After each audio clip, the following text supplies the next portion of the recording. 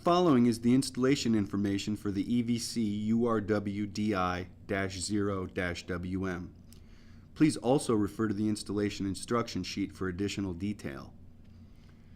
The evcurwdi-0-WM can be mounted directly to a wall or to the ceiling by using a canopy to J-box, or end mounted by removing the tabs at the side of the fixture.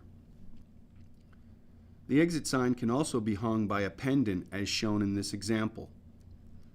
The pendant mounting kit is the PMLXW, which will be used for new building construction.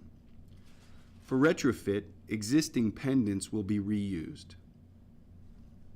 The exit also ships with 2 face plates for single or double face installation, and with 2 chevrons in a parts bag to show the direction to the nearest exit.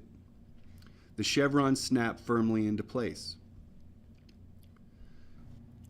AC connections are made with 120 or 277 volt AC input.